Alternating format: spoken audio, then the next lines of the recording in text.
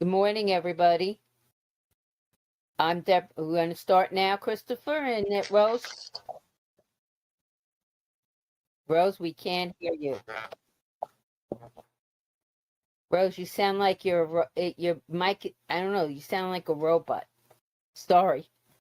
All right. Are we going to start now, Christopher and everybody? We'll just start. All right. Good morning, everybody. My name is Deborah Greif. I'm the parent co-chair for the Family Provider Information Meeting. Also, my co-chair is Ms. Rose Saul, who at this moment, her mic is not working well, but she is here. We were also going, as you see, it says joint meeting with the Family Provider Care Management Information Legislative Committee.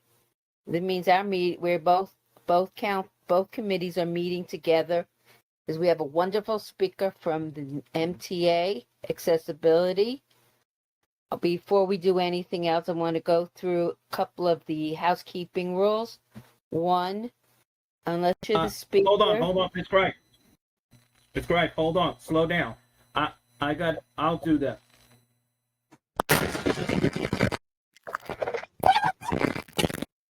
Rose, something's wrong. I can't hear you. Still can't hear you. Oh boy. Rose, this is Chris. I have to mute you. We cannot hear you. Okay, I have to start because we're going a little behind schedule. First of all, good morning, everyone. This is Christopher D. Greif. Welcome. As Deborah introduced herself, we are reminding everyone the housekeeping rules. The housekeeping rules are very simple and very easy to understand. We remind everyone as you are coming into the room, please check your microphones. Someone's microphone maybe has a loose wire or very bad staticky. We cannot hear her. So we are reminding everyone to please do your part. To please mute yourself. I know we have the other co-chairs, Lucina Clark and Marie somewhere, and I know Rochelle's here. Welcome. And if the other vice chair shows up, welcome as well. As a reminder, today is a joint meeting. We are going to make sure we introduce the speaker in a few minutes, but we're reminding everyone today, if you have questions, comments, please wait to the end when the speaker is completely finished as well. We remind you all that today's is a joint meeting, as Ms. Greif mentioned. As a reminder, you have a microphone, a camera. Caption is located on the bottom where it is the location of more, which you can click on there and look for the caption. If it's able, you click on it and it will pop up with the words that I'm saying right now. So I am reminding everyone, please do not show any disrespectful or any words you say or bad word. It's duty noted. Please have the courtesy and respect to any person. You might not agree with them, or you might, but keep that to yourself. At this time, I'm going to ask Ms. Greif if Rose did come back, as well as we want to make sure we welcome not just Ms. Greif, but Lucina Clark and Marie, as this is a joint moment. So I just want to welcome our joint meeting. First, I know Rose has a little technical difficulties with her microphone. Deborah is here. Deborah, want to say good morning or a few words? Good morning, everybody. I welcome everybody to this joint meeting. And you know, our speaker, we did agree to do this because, as you know, there will soon be more changes for Omni and the MTA for accessibility. So we're very lucky that we have a speaker from the MTA Accessibility Division for us. And we do, please, if you have questions or comments, you don't want to worry about forgetting it, please put it into the chat. And we will, when the speaker is finished, we will check the chat, as well as we'll ask you to raise your hand, through the reaction button that's all the way on the bottom next to the chat. So with that, I welcome everybody. And you went through the housekeeping rules. So I'm going to go forward and Let's also introduce the other co-chair. I did. Miss Rose Salt, Deborah Gripe, No, Maria you forgot. Willis as Legislative Committee, we're supposed to put on. Lucina Clark is from My Time Inc. with Maria Willis is from CP Unlimited. We've agreed to do this as a joint meeting because changes coming to accessibility, especially our population, families who have children with developmental disabilities need to know about all the changes and updates that the MTA is offering to us. So, and I also want to welcome the Vice Chair of the Brooklyn DD Council, Rochelle. I'm not going to try to say your last name, Rochelle. But we're very glad you're here, Rochelle, and we appreciate everybody else who made it this morning. Thank you very much. So with that, our speaker is here, Christopher. Miss That's Sarah Berry. correct. Yes. Okay. I would like to introduce Miss Sarah Berry. She's at the MTA, Transportation Authority Accessibility. She's the outreach coordinator. If I gave your title wrong, Sarah, I apologize. But she's going to bring up, we're getting new devices that are not only helping persons with disabilities who have mobility, but there are other disabilities for hearing, visual, you name it. So the MTA is going all out to really make sure that they make this system far more accessible than it is now for all types of persons who have all types of disabilities. So, Sarah, are you here? Okay. Hi, Deborah. Yes, I'm here. Okay. I'm going to turn the meeting over to you and Christopher because I know you have a presentation to show.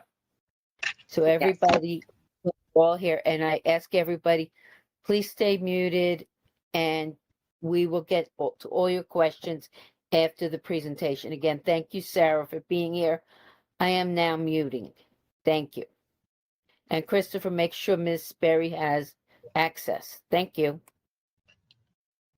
She already has. Good Great. morning, everyone. Good morning, everyone. My name is Sarah Berry. I'm here. I work for MTA Accessibility here in the chair's office at the MTA. Our team is responsible for overseeing accessibility across the agency.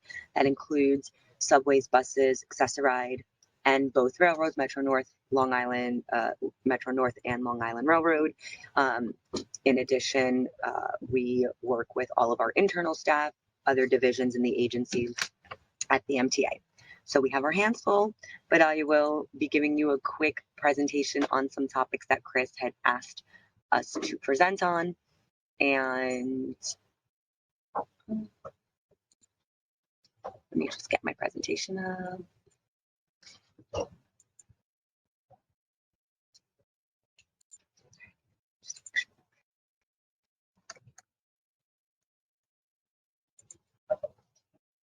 Let me know if you're unable to see my screen for those that are able to or not able to. Let me know. Sarah, this is Chris. Just to let you know, because I have my other laptop on, the PowerPoint looks beautiful. It's nice and big. Perfect. Okay. So I'm going to jump right into MTA's commitment to accessibility. We at the MTA here, right, we are committed to making mass transit accessible for all New Yorkers and anyone with a disability who comes into New York. I think one of the biggest things that a lot of people forget is that tourists, also some of them have disabilities and they do travel into New York City. And so we really want to lead the front in accessibility in the States. And so we've laid out a proposal to reach 95% accessibility on the subways and the commuter rails by 2055. A lot of folks may think that that's a whiles away, but at the rate that these stations are going to be done, it is the fastest ever. Since 2020, under the 2020 to 2024 capital plan, we had slated for to make 70 stations accessible, which is the largest ever in any capital plan previously. In the previous capital plans, we would make about maybe 4 to 7 stations accessible in that given capital plan, but we are working at a much accelerated rate.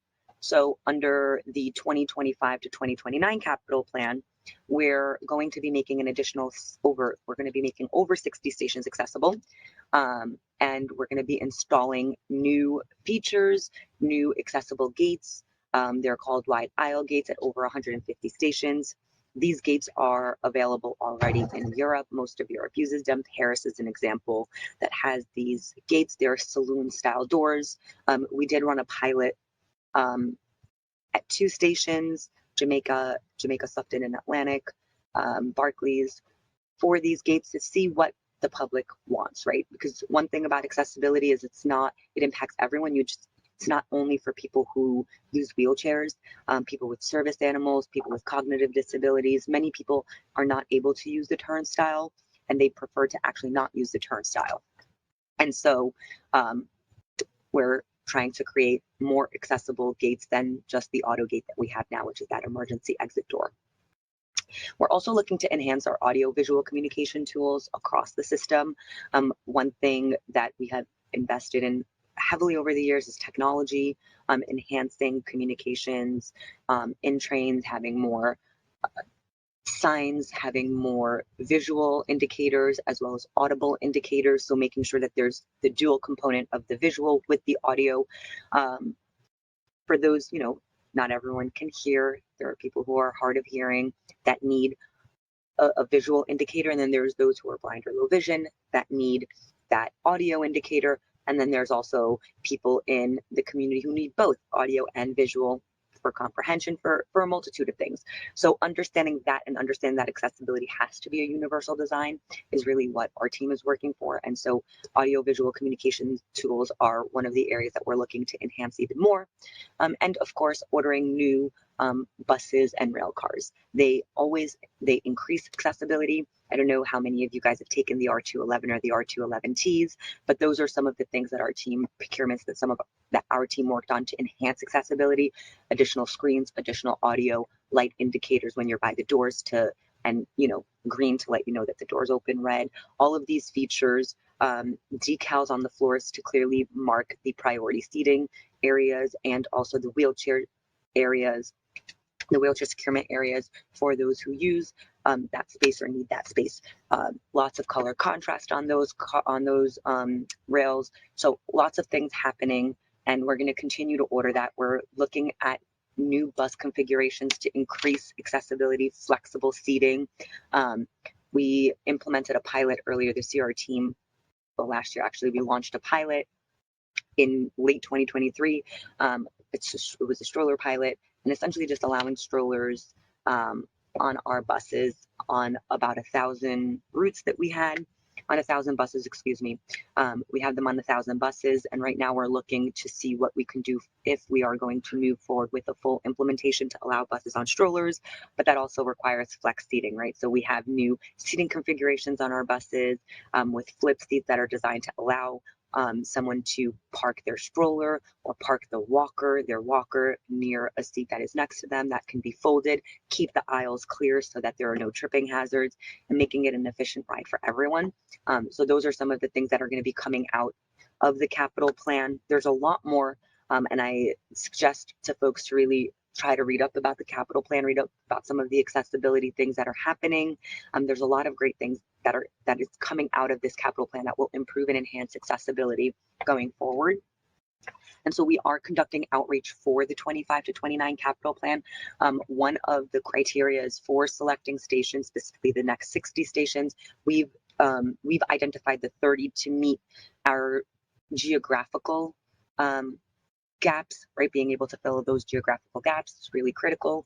And so we've identified 30 that will fill that gap to allow folks to be no more than 1 or 2 stations away from an accessible station, really just filling in the gaps. And then there's the remaining 30 that we want community feedback. That is one of the criteria that is used for station selection, including demographics, cost, constructability, community feedback. So geographical location, all of those are factors. So we are doing outreach. If you have input, if you have a station that you want us to prioritize, we have a digital online form that we've created for the first time ever to capture feedback. We've received over 2,000 inputs from just the form. We've hosted in-person sessions. We've hosted presentations to groups. So we're here. Reach out to us. Let us know if you know what stations you want prioritized under this plan. Doesn't mean that your station is going to get selected, but we want the community consensus on station accessibility. So our team has set our priorities for 2025, and these priorities are in line with what the community has told us, what we have heard from organizations and disability groups and our riders directly, things that they would like us to work on. One of the things, as mentioned in that's listed on the 25 to 29 capital plan, is also effective communication, right? So we want to expand our outreach to the community. We want to ensure that the community's voice is heard in the work that we're doing. And as we work to improve access through information via audio visual capabilities, we need the community alongside us, making sure that we're getting it right. This is what is needed. The information that's being presented to you in an audio and visual component is the information that you need to be able to have a safe travel in the system, is the critical information. For example, one of the things that we had heard a lot was, my train is going from local to express or express to local, and I can't make out the announcement. How would I get that information? So these are the things that we're looking at. These are the audiovisual capabilities that we're talking about. There's an emergency in the system. How do we notify you that there's an emergency? How do we notify customers and make sure that the information that they're receiving is in a format that they're able to comprehend and process? So very important that we have both of those capabilities. We're also working to enhance communications for our elevators that are undergoing capital replacements. Our elevators have a shelf life of about 30 years. And so every 20 to 30 years, we need to replace them.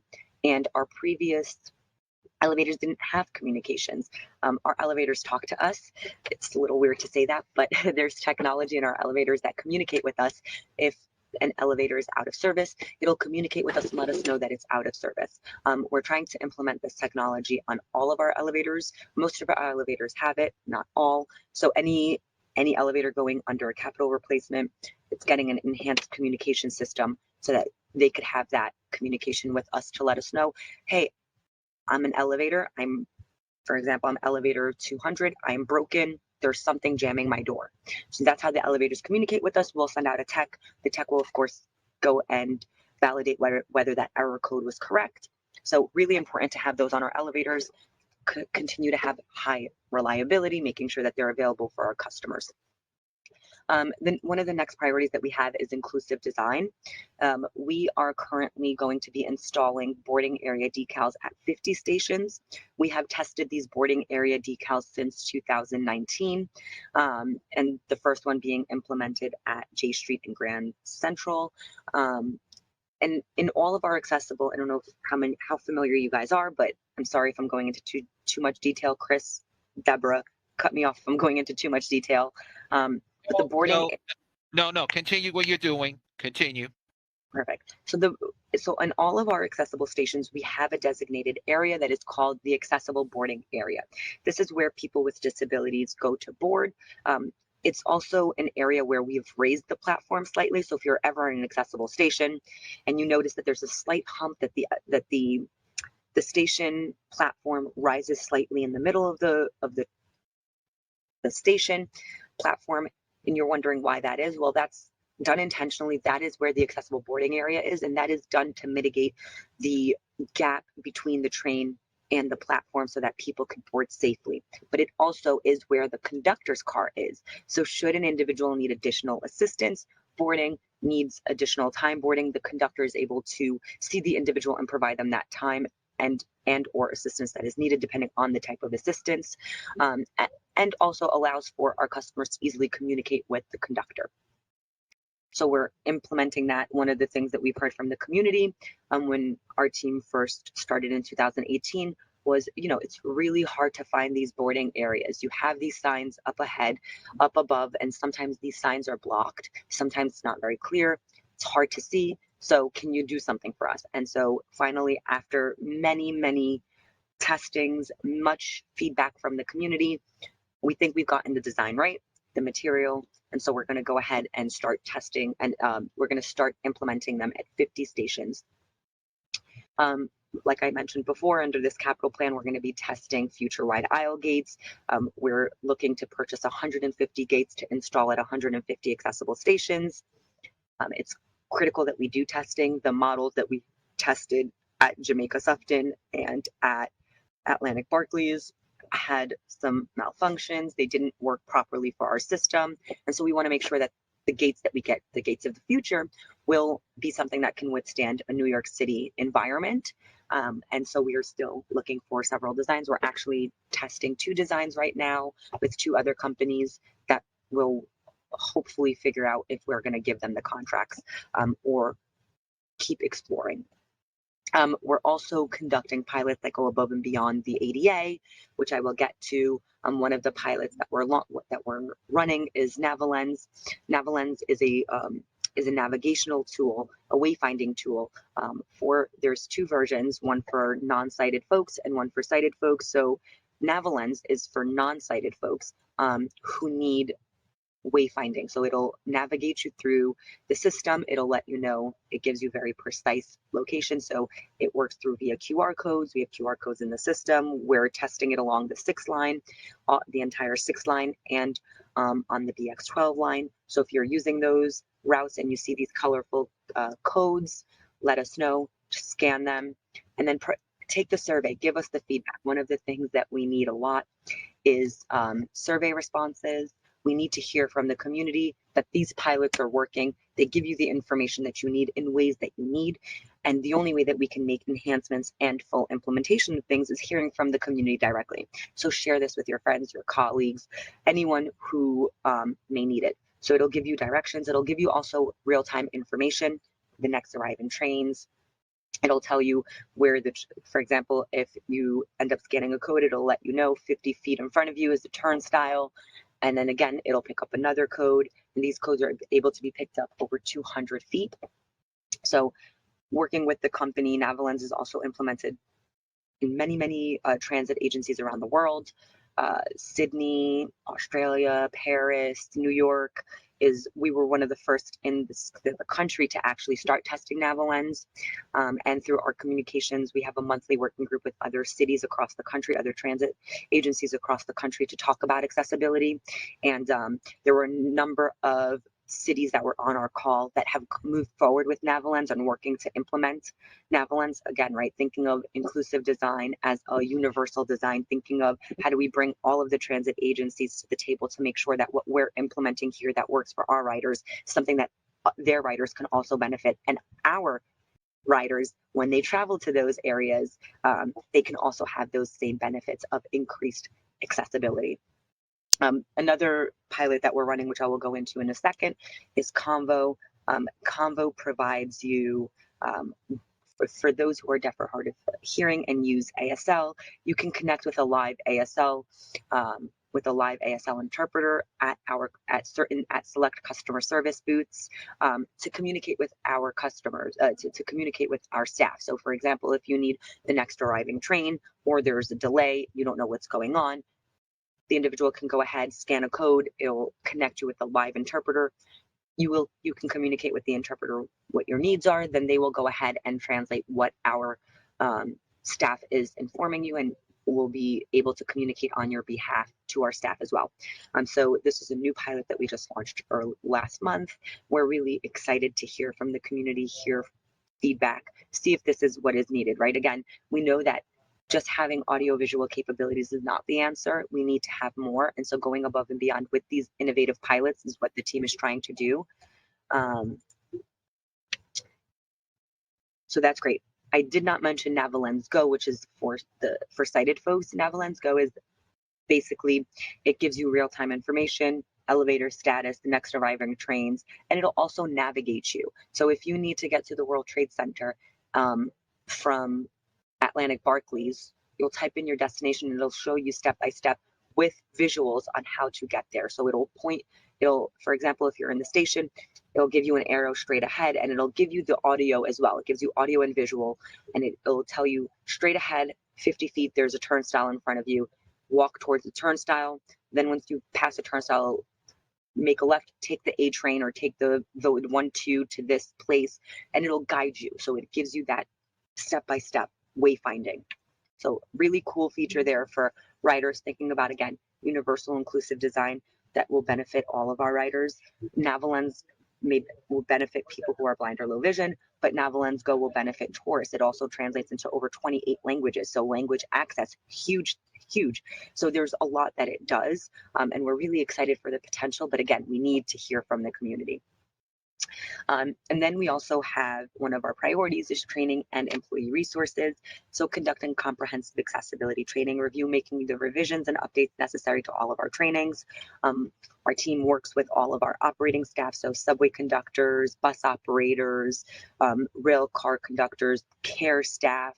We work with all of those teams to ensure that their accessibility and disability etiquette training is up to par. We go, we sit in the trainings, we listen to the staff directly, we hear from them for what could make their lives easier. That's actually how the stroller pilot came about, was listening directly through our bus operators, the challenges that they were having with the policies. So we do comprehensive reviews. Right now we are updating our mandated training, which is given to all 70,000 employees yearly. They are required to take this training in addition to any other trainings that they receive.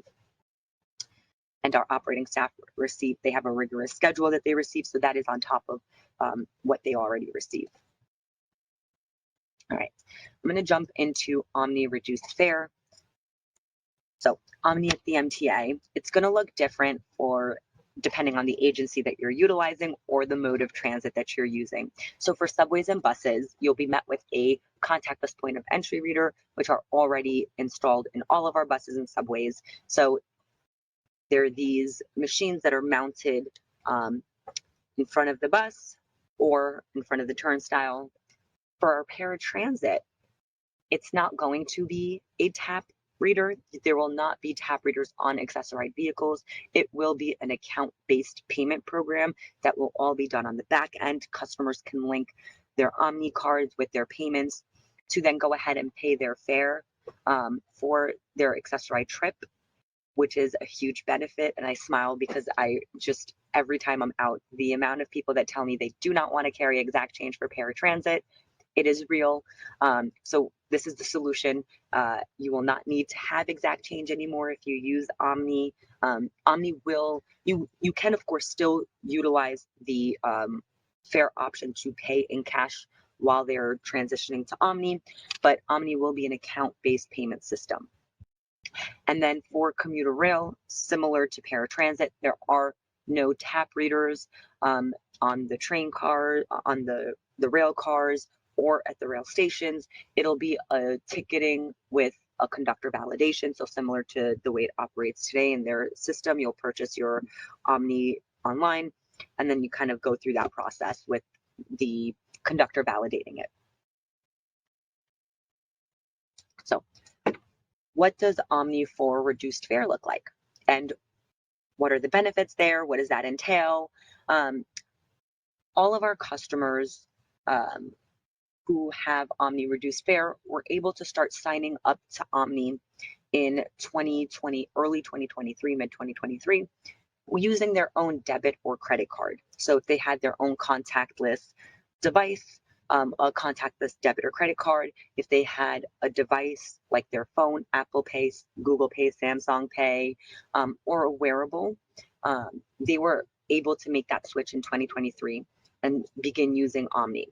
For those who are not comfortable making the switch, we were going to be mailing out Omni reduced fare cards. That actually happened in December of last year. So everyone should have received, who is not already on the digital side with they're using their own personal debit or credit card, they should have already received an Omni reduced fare card in the mail.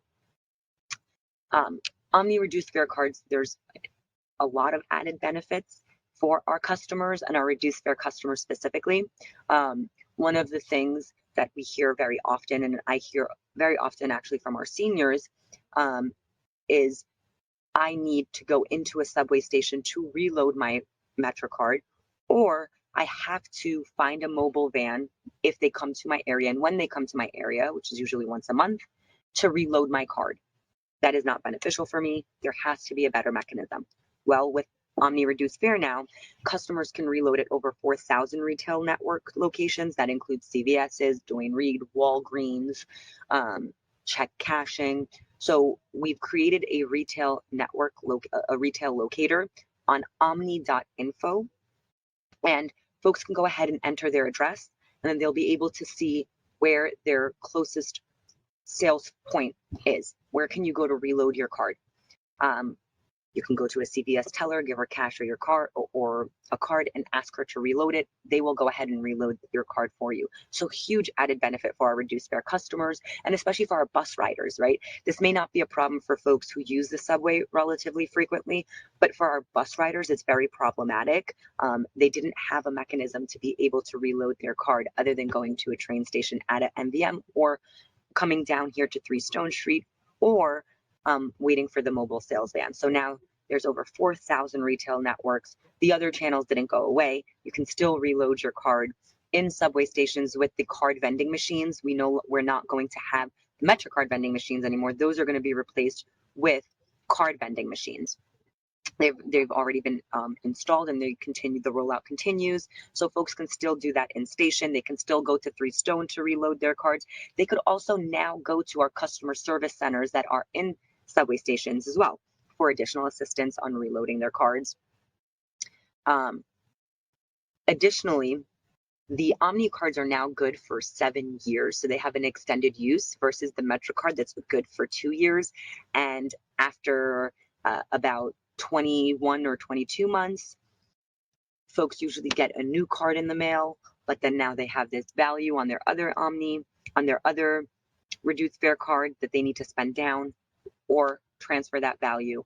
Well, now you have 7 years for that, right? The Omni card is good for 7 years, so it has an extended use. And lastly, one of the biggest changes for reduced fare customers with their cards is that there are no images. It's a consistent design with all customers. So Omni Reduced Fare MetroCards used to have pictures on them. The new Omni Reduced Fare cards will not have your picture on it. It will just simply have an RF at the bottom to indicate that this is a reduced fare card. This is done for parity reasons, things that we've heard from the community, and just to make it easier, we felt that not having a card for a more consistent design made sense, and so that was one of the biggest changes. And there's new ways for reduced fare customers to enroll, but the process remains the same. So folks will be able to apply online. Right now it's offline, but that online form is coming back. You can apply in person at 3 Stone Street. There's an added benefit of applying in person at one of our customer service centers if you need extra assistance. And also our mobile sales vans are able to assist. So lots of added benefits, but there's also accessibility features with Omni that are enhanced. So on the Omni readers, they all have large text and images. There's clear color contrast on them. There are audible tones and visual indicators, which we'll get into next. There's LED lights to make the monitor more noticeable for those who may need it. And then the website, right? The website is easy to navigate across browsers, computers, mobile devices, and this was done intentionally with minimized animations to make sure that those who use a screen reader are able to access it, but also that the information is comprehensible and clear to everybody. We also have customer service, or we have customer service centers, so folks can call 511 to get assistance. They can also call the Omni call center.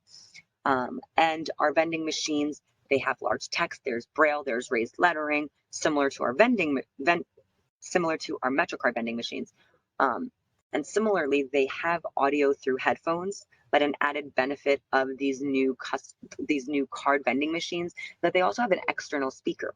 One of the things that we've heard so frequently is I don't have an auto jack, right? I don't have auto jack headphones, and I need to go out of my way to buy these specific headphones so I could use the MetroCard vending machine.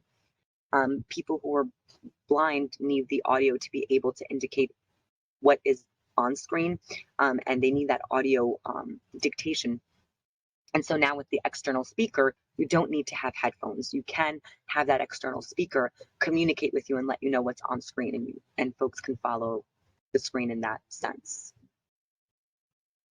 All right, moving along. So one thing that I had indicated in the previous slide was that Omni has visual and audible indicators.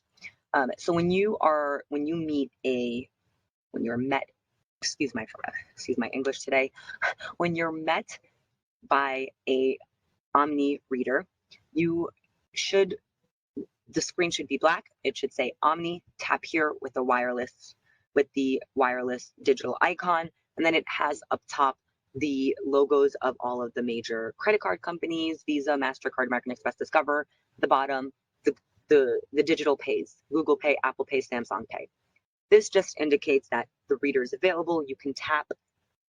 Now, once you tap, you will get one of several screens. I'm going to just show you the most common screens. It's either a go screen with a different directional arrow. The screen lights up green and you'll hear a ding, just one ping, like it'll ping to let you know that your payment was accepted. And the green screen indicates that your payment was good. You can go ahead and go through the turnstile. Now, if you tap and there's two dings, ding ding, and I may not be making the sound correctly, but pardon me, but there's two audible indicators. So it's a two bell, two dings, and a red screen. And what that means is your payment was not accepted, it was not successful, you need to tap again.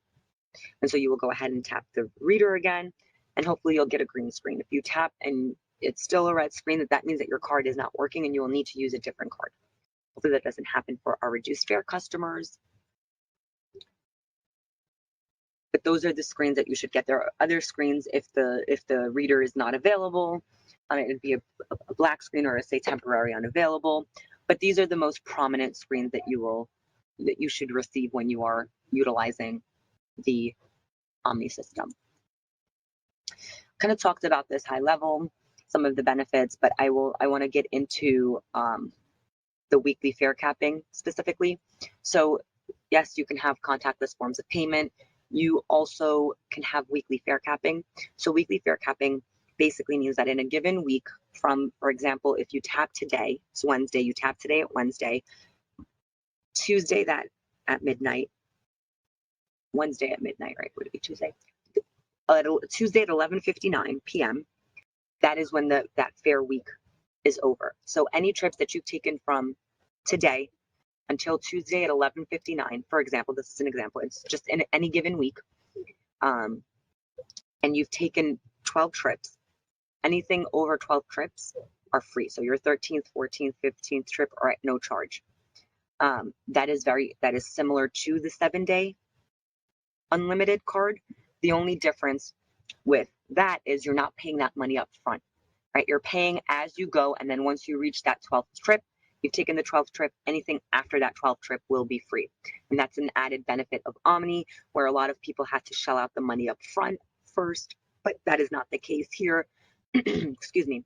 You pay as you go, and then you'll get that weekly fare capping after you've hit those 12 trips. Folks can also now with Omni manage their accounts online at omni.info. You go online, create an account, link your Omni card. You can check your trip history, your payment history. You can link a payment. You can set up an auto reload, which basically is auto pay, is another form of auto pay from reduced fare that is on Omni now, which basically just means you can indicate to the system, to the online account, hey, anytime my account falls below $5, reload it 15. You can set those parameters yourself. Some people like to do, if my account falls below $20, refill my card 50. It's up to you. You set those parameters, but those are added benefits with the online account that you can go ahead and do to have an easier, seamless use of your Omni card.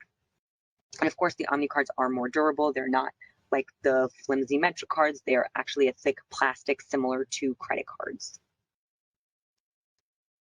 So what happens now? Well, as I had mentioned earlier, right, we have mailed every person's Omni reduced fare card in December of 2024 early, and then the second batch in January of 2025, early 2025. So at this point, every reduced fare customer should have received an Omni reduced fare card in the mail.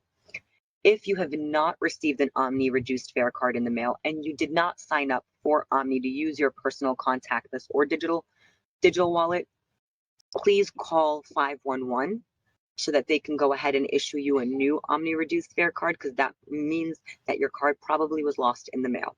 So if you have friends who are using, who are reduced fare folks, customers, and they did not receive their Omni reduced fare card and they're not using their own personal debit, their own personal contactless card or digital wallet, please have them call 511 so that we can issue them an Omni reduced fare card. In the meantime, for those that have received their Omni reduced fare cards, you can go ahead and begin using it. And I'm going to show you guys a video right after this in terms of how to use the video and the process for utilizing Omni reduced fare. So it's really important. Call us so that we can send you a new one. If you did receive your Omni card in the mail, you can begin using it. It's been activated. You're going to be charged the reduced fare rate.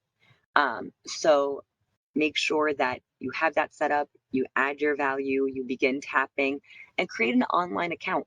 Create an online account, link your Omni card there, and make sure you remember your Omni account password. It's really important because you'll have to do some authentication when you set up the account. But once that account is set up and you link your card, you can go ahead, like I said, you can track your payments, you can set up auto reload. There's a lot of great benefits for omni.info. Also, you can learn your own travel patterns. You can learn the times that you're taking buses and trains, and if you were charged, right? Sometimes with MetroCard, it's really challenging to know if you were double charged or triple charged sometimes. Some people are better at it than others, but with the Omni account, you can very clearly see all of your transactions. You can see when you tapped and at what station you tapped. And for example, I had someone email me, they had 3 transactions at the same time, which means that they tapped 3 times without knowing that their card went through. In those instances, right, because they had the online account, they were able to see that error and reach out to us to correct that error. Without the account, they would not have been able to notice that. So again, I really recommend creating an account. It is optional, it's not required. So I can't force anyone to create an account. I can only mention the benefits of the account and the great added benefits that you have through an account. I stopped sharing my screen. I want to show you guys this video.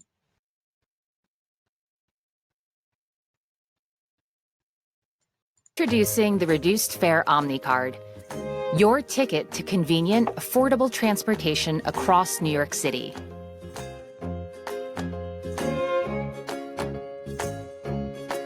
Using your card is simple. Just tap your card on an Omni Reader screen at the turnstile or on the bus. Hold your reduced fare Omni card against the screen. When it turns green and says go, you're ready to ride.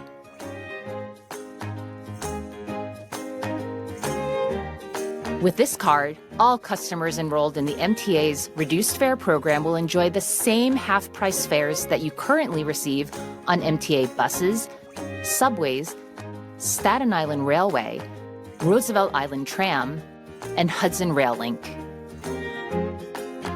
You will continue to get free transfers when you tap your card at each stop on your trip.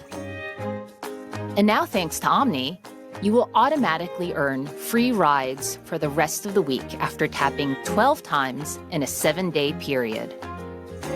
This is the same value as a 7-day unlimited Metro card, but without the upfront cost.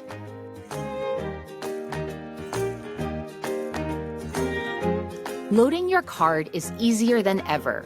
You can use Omni vending machines at subway stations, add value online at omni.info, reload at participating retail locations.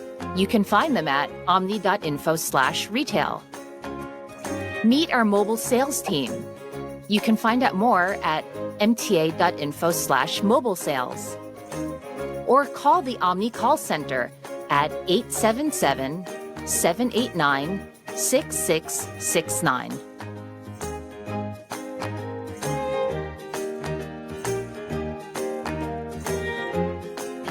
You can get even more out of your Omni card by signing up for a free, optional online Omni account. First, create an Omni web account by visiting omni.info and selecting the Register button. Once you've registered, log into your Omni web account. Select Add Travel Card, then select Omni Card. Enter the 18-digit card number, 3-digit security code or CVV number, and card expiration date from the back of your physical reduced fare Omni card. Then select Save. Now you have successfully registered your card. With an Omni account, you can skip vending machine lines by reloading your card online, set up automatic reloads so you never have to worry about a low balance again, like with EasyPay. Track your progress toward free rides each week. Freeze your card if it's ever lost or stolen.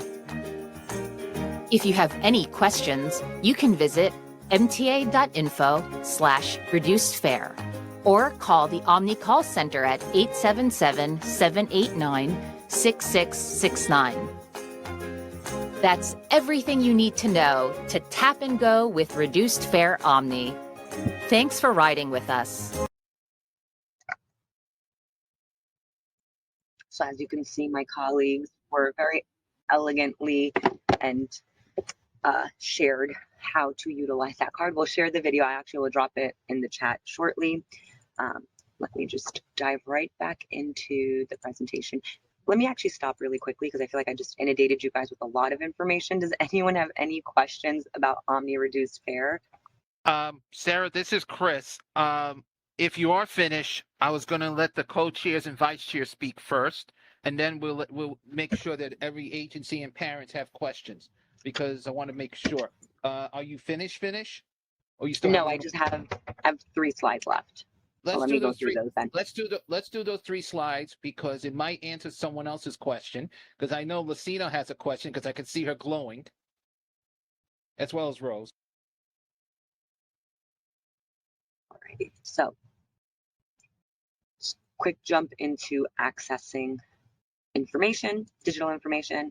So Navalens and Navalens Go apps that we spoke about earlier that provide wayfinding. We have the Convo pilot that connects folks with a live ASL interpreter, and then the MTA app. So I'll just jump into Convo. I won't go into Navalens and Navalens Go much, but I'll just, because I had already spoke about it, but just high level. We just launched this Convo pilot. It's for a smartphone application that connects you to a live ASL interpreter right from your device, right, where you can then chat with the MTA employees, anything from service changes, payments, anything related to your journey, right? How do I get from point A to point B? There's a detour, there's anything that is MTA related that they could help you with. It is free for all of our customers. All they have to do is scan a QR code. That QR code is available. It's already placed in select stations. And I'm going to go to the next slide so that you can see what locations they're available at. And it's a little green QR code. It says, excuse me, I'm so sorry. That says Convo. And we're going to be testing it until November of 2025. So we have some leeway here. We're going to be doing extensive outreach. We're going to be doing demos, going out with the community to test this. So if you know someone who would benefit from utilizing this, let us know so that we can connect with them, have their voices heard in the process, make sure that what we are doing accounts for their needs and making sure that it's serving the purpose that they need. So really nothing about the disability community without the disability community's voice is something that our team is really big on and something that we want to continue on with. So just making sure that everyone is included, everyone can have a voice, everyone can fill out the survey on their own time or can request us to come out and do presentations or request us to go out and do demos with them. Our team is here for that. We're happy to do it. We don't really do demos for like individual, like one-offs, but for groups, we will be more than happy to go out with the group and do a demo. You can find Convo at specific locations. So for our subways, You can find them at the customer service centers. And I will share this deck after as well, so you'll have all of this information. These are the locations. We're also testing it at Metro North the Railroad. We're also testing it in Long Island Railroad, mobile sales operations, and our 3 Stone Street center here, a customer service center here down at 3 Stone Street. And we do want to hear directly from our users, right? So we have an online feedback form, and we're also asking folks to connect with us directly. If you are not comfortable filling out that form, connect with us directly. Email us, accessibility@mtahq.org. We're here. We want to hear from you. So please do reach out to us. Share that with your constituents, with your colleagues, friends, anyone who may need to get in touch with us in general about anything accessibility related. The app. So we have updated the MTA app, have done extensive testing to get users just a more customer centric and easy way to find information, right? Sometimes it's convoluted when you have so many different transit agencies that you're running, so many different bus routes, line routes, and different information that you need to share with customers. What lines are being impacted? Where are there delays? Is it a system-wide delays? What are the elevator, escalator statuses? So we've went through a lot when we were piloting when we were beta testing the app to make sure that it was customer centric. We've heard from thousands and thousands of our riders who gave us feedback on ways to enhance it, ways that we can make it easier for them to find information about their services, ways that they could save their favorites for easier navigation, right? If you have a favorite train line that you utilize all the time, you can favor that. And then you can see every time you are on the app, it'll show you immediately. This is your favorites. This is what's happening at this station. This is what's going on. And you just have more information about all of the MTA transit, all MTA transit in one unified area. So the MTA app is fully accessible. It is fully screen reader it's fully screen reader accessible as well. We had testers make sure that it is screen reader accessible, and why it is very important to engage the community before you launch anything, right? Is you find errors, you find bugs. And so through these testings, we were able to find some bugs and some things that we could make better. There's also an accessible travel planning route or trip planning route. So if you need accessible routes, you can simply click that trip planning tool, click the accessibility component, and it will only give you an accessible route for your destination. And then additionally on the app now, folks can also sign up for their My AAR account, which just gives them a huge added benefit. Instead of calling, waiting for 30 minutes, well, now it's not 30 minutes, but sometimes it's a very long wait time, but you can book through the app. It takes 5 minutes, sometimes not even 5 minutes to book through the app. So there's a lot of great benefits with booking through the app. All right, staying connected. So how do you connect with the MTA? You can call us via 511. You can fill out our customer feedback form. You can use the chat function on the MTA Train Time app. You can also connect with the MTA via MTA WhatsApp. Our team launches a newsletter that we put out every few weeks. So every 4 to 6 weeks-ish, we put out newsletter related to accessibility at the MTA. What is happening at the MTA? What are enhancements that we're doing? Are there capital replacements? Is there service changes that are going to impact accessible travel? Is there a feedback mechanism that we're looking for? Are there pilots that we are launching or running? Or is there some new policy that is coming up that's going to impact accessibility?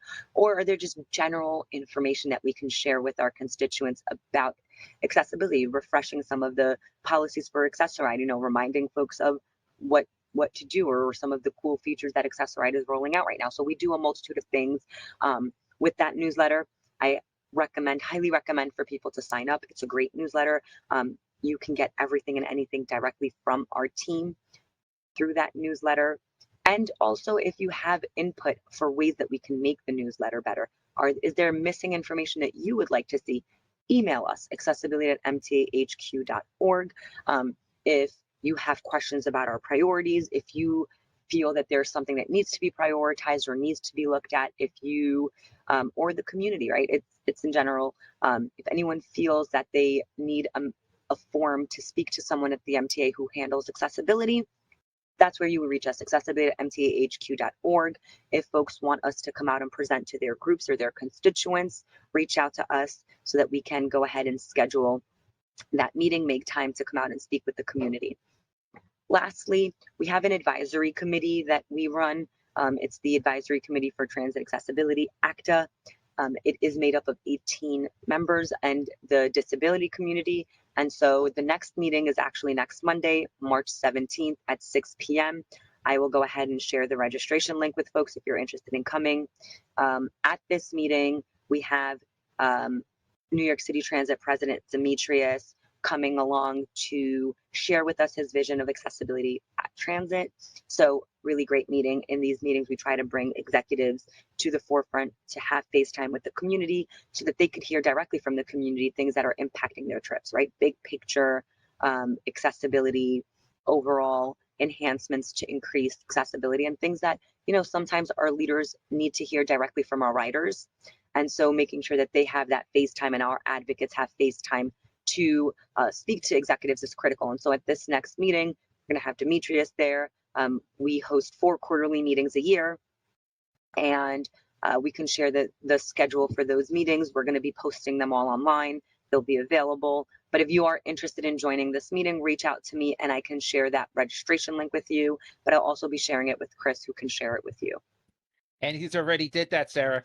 It's on the chat. Perfect. Thank you, Chris. I got you back. Okay. First of all, Sarah, I have to say an excellent presentation, number one. And I know everyone is, I know Lucina, well, I know this, let me just get my brain. Rose Sal, who, let's see if your microphone is working, because I'm going to go first to the co-chairs. Rose, can you say? Hi, can you guys hear me now? I think the mountains heard now you. I can finally hear you. Finally. Yes. OMG, Yay. finally. Hi, everyone. Good morning. I'm sorry I didn't get to say good morning earlier. Don't Technology worry. issues, but I'm glad that okay. you all can hear me. Sarah, I just want to say this is an excellent presentation, very robust. I'm really excited to see all the initiative that the MTA is working on. I'm evenly more excited about the Convo app because at Booking Community Services, we serve individuals who are deaf, and I am excited to let them know that we have this initiative and they can use that. So I'm really excited to see all the great work that the MTA is doing. Keep up the good work. I don't have any questions, but I'm just really, it was a very in-depth conversation, and there's a lot of information to go back and kind of like review. So thank you for sharing. Absolutely. Thank you. And what we're working right now on is getting some physical printed materials around our pilots. And if anyone wants, we're happy to send them to your locations. Just reach out to us, let us know the quantity that you need and the address, and we're happy to send them out so that you can post them, give them to your constituents. Any type of partnership with the community to help us get the word out would be also greatly appreciated. Oh, that's awesome. That's awesome. Thank you. Thank you. Rose, it's good to hear your voice. Not with Yes, I'm glad. It's good to be heard. Oh my It's God, great it to sounds hear. like a chalkboard. Now, let me move on because let me just get to the other co-chairs, and let me just get to Lucina Clark. Do you have a question for the famous Sarah Berry? Oh, thank you so much, Sarah. Very, very, very well, presentation. I'm always bothering Chris because my parents are always on Chris's, information feed about what's happening and what's new. And that was so detailed, and even me, I'm learning. I was telling Chris, I need to download that Omni. I need to even learn how to do that myself. So thank you so much for the information. I'm so glad that MTA is realizing that our individual disabilities is just as important, and valued through the system, because that's their way of transportation, their way of having a meaningful life, and knowing that an organization big as MTA is listening to the needs of the individual. So thank you so much for your presentation. Absolutely. I think one thing that we are very aware of is the fact that transportation is one of the largest barriers for people with disabilities. And so you break that barrier, you open up employment opportunities, you open up education, you open up social activities, you open up leisure activities, you integrate people into society. Thank you. Thank you, Lucina. Rochelle, the vice chair of the DD Council, do you have a question or any comments? I just want to say thank you. It was an extremely informative, and I very much appreciate all the very positive changes that are going on at the MTA regarding accessibility. And I applaud Deborah and Chris for their hard work in moving that forward. My only prayer is that the legislature and the governor actually give the MTA enough funding to continue this very important initiative. Absolutely. That's something that we are hoping for, and voices from the disability community help a lot. So, you know, local elected officials, assembly members, senators, anyone who's providing funding, your voices are important. Writing letters, calling your elected officials, informing them of the importance of the capital plan, and especially the impacts to accessibility are always welcomed and needed. So if you have time and you're interested in doing that, that is one of the mechanisms that definitely can help us get funding. One of the biggest challenges that our team has actually is funding and securing funding to do so much more. We would love to do so much more, but we have limited funding and limited resources to be able to do that. And that has to come from partnerships with local, state, and federal legislatures. And just to add in to back up Sarah, as you know, you hear not just Demetrius, but not I meant Jamie Torres, and I'm going to use his words. This is not the old MTA. This is the new MTA. This is something that if you do attend the MTA board or watch it on video, you hear the word accessibility is a word. I want to be very clear on that word because we do need to remind everyone because transportation does give our individuals, people with disabilities, to their destination where they have to go. Deborah, since you're the other co-chair, do you have anything you want to add? And then if anyone else has questions, I'm waiting for those hands up. Hi, Sarah. Sarah, just wanted to add one thing. I have 2 Omni cards. I have the Omni card that I can use on the buses and subways, as I was one of the testers. No, I don't have a picture on it. But Accessoride, they took the picture from when I had to be recertified, and I had the MetroCard Accessoride card. They took that picture where everyone says I look like I died and came back to life, and it's on my Omni Accessoride card. Yeah, because we're not allowed to get on Accessoride unless they see our picture ID.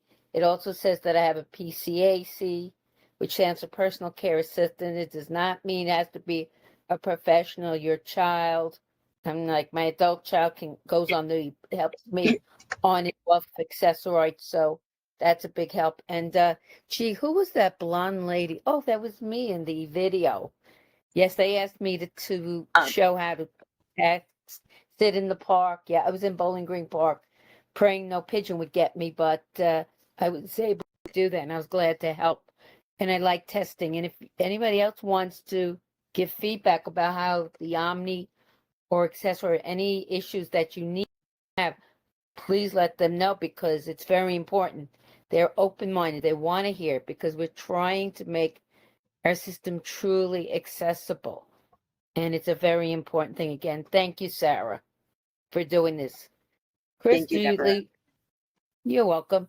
Has anybody, there is one more thing. I'm sorry, I have to add this in before I forget. To both committees, and Sarah, you need to hear this too. Save the date for Wednesday, June 18th.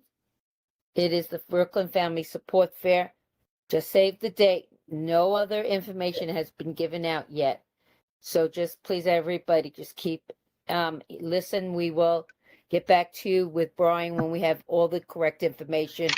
One thing I can tell you, yes, it will be at Brooklyn College, the Student Union Building. Okay. Does anybody else have questions, concerns, would like to ask Sarah questions? Please let us know. Anybody? Let me just make this clear because we do have another co-chair just pulled in, Marie, and I think she forgot to realize this is a joint meeting. Well, doesn't matter. Guys, do you have any questions for Sarah Berry? Come on, there's got to be a question here because I don't need me getting called and say, Oh, I didn't know it was on. Oh, I didn't understand this question. Guys, you have her here. Say it. So I know, Pat, you had a question for me. Do you want to ask that question? And hi, Marie. I'll give you a second.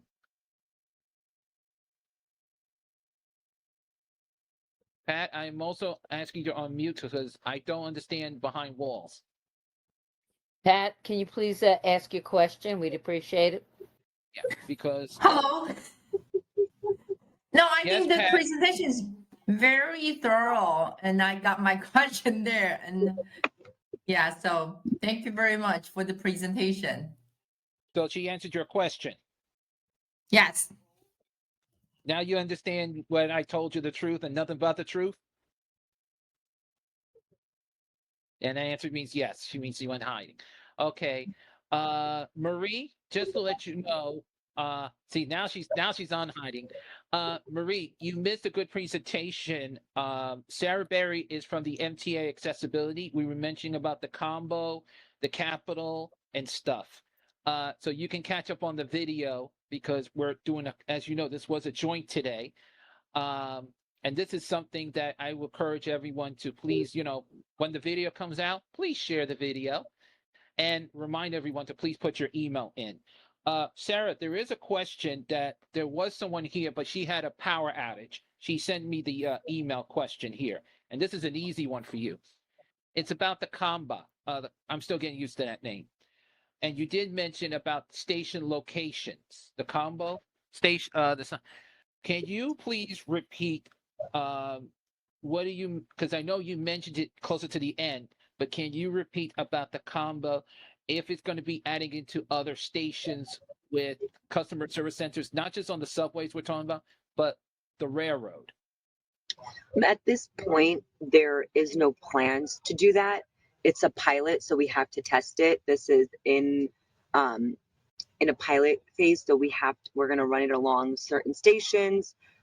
We may add more down the line. At this moment, we just want to make sure that it is what people need. It's what people are utilizing, and that it serves the purpose that it's meant to serve, right? Is it going to serve a majority of our riders? Is it going to give them the information that they need? Is it in the appropriate locations?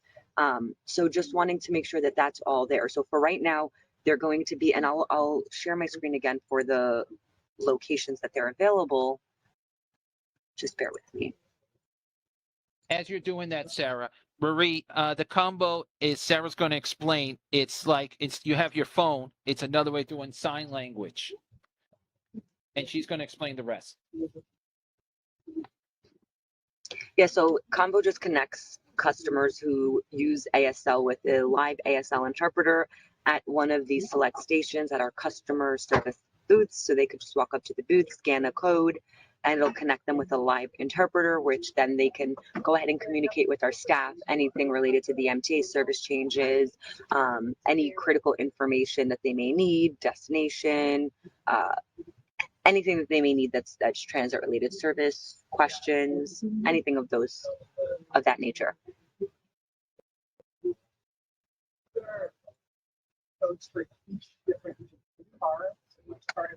I think everyone's going, oh, because everyone's looking. Because now all of a sudden I've seen the cameras on. But the priority seating is, Yeah, but that's question number one. Number two, in a short stat, can you explain about the survey? Because this is from an agency that don't have power right now. She asked me the question number two, and I know I got to raise my voice. Can you mention the survey?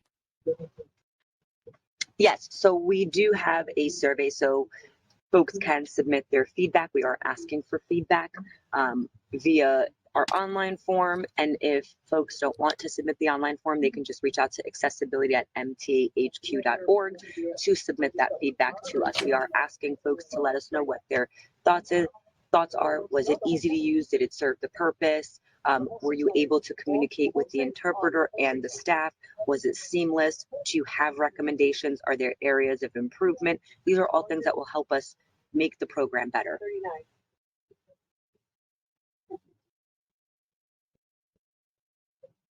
Guys, just to let you know, it's only Sarah's end, no one else's. Just relax a second. Rochelle or Rose, do you have a question? Because all of a sudden I see Rochelle's camera's on. Hi. Okay, just in the next. No questions. It was very comprehensive. Thank you. No questions, but I did put in the chat. Sarah, can you drop your email in the chat for us, please, in case we do have any additional questions? Because I will be sharing this recording with some of my programs. Mm-hmm. Thank you. I have a question, Chris. 1 second.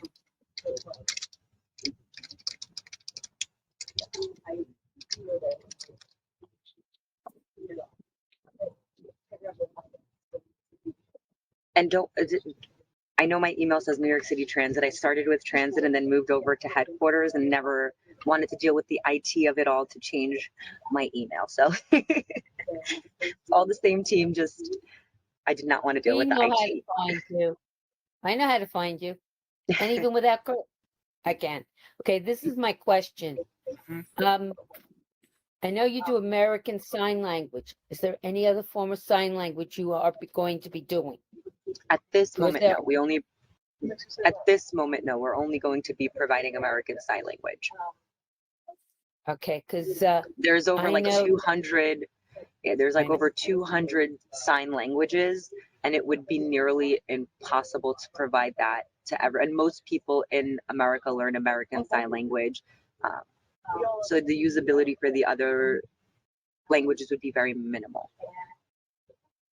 the only reason I ask this is I live in a neighborhood, and at local hospital I use, they do have a woman who is a sign language interpreter for not just American Sign Language, but she does Russian Sign Language.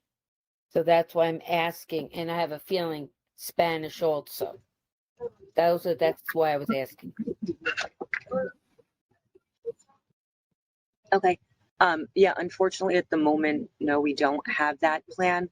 But again, right, if customers come to us and they say that there's a need for this is great, but I would prefer it in X language, we would take that into account, right? Again, we don't want to just implement things without having the community say so and input, because this, at the end of the day, I don't use ASL. So I don't, and based on our research, we know what the community needs. However, it's very different when you implement a product that you think in your mind, this is how it's going to work, this is how it should work, and then when it's in actuality and it's out in the field and being rolled out and people are using it, it's different because they're the user base. So the user base knows what they need, right? It could be something so, and it has happened where it's such small feedback but so critical to the way that the systems operate or the way that the program is run. And that's why we need that feedback. That's why we're collecting that feedback, right? We can't get it right, and I don't, as smart as everyone on my team is, I don't expect us to get it right on the first time. I don't think that would be fair, right? Because the community knows what they need.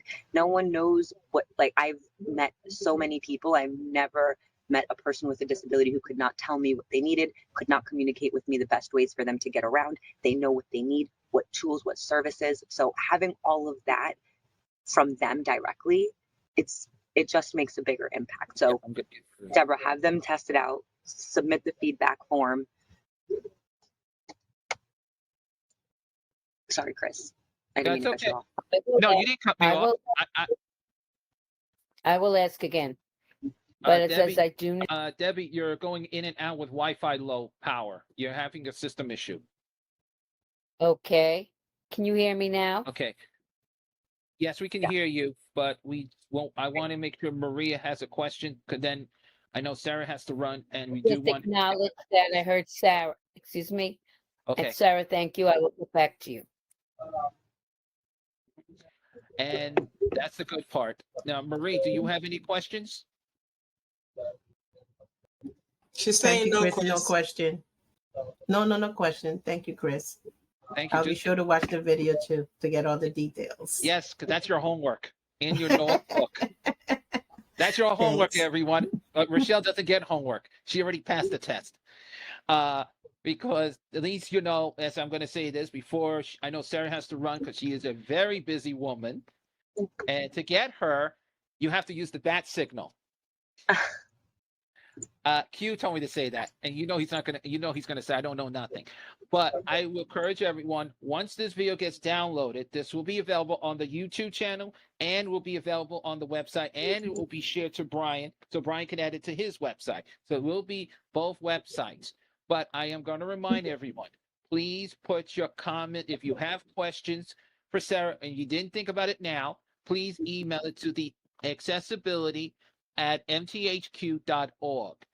They will get back to you as soon as possible. So please smile, relax, and remember, they will get back to you. They are doing a lot on that. Now, before we let Sarah go, and I'm not having her as a prisoner on the record, does anyone else has a final question for her? Good. Then I'm going to say, Sarah, I will say on behalf of, as Rochelle is our head vice chair, as well as Lucina, Rose, Marie, and Debbie, who is also co-chair with provider information / everything else. Thank you for being here with an excellent presentation. Thank you. Thank you so much. And Thank you, everyone. you're getting a virtual clap. Thank you, Sarah. Appreciate it very, very much. Thank you. Thank you, Deborah. Thanks, Chris. I take care, and bye, everyone. Thank you.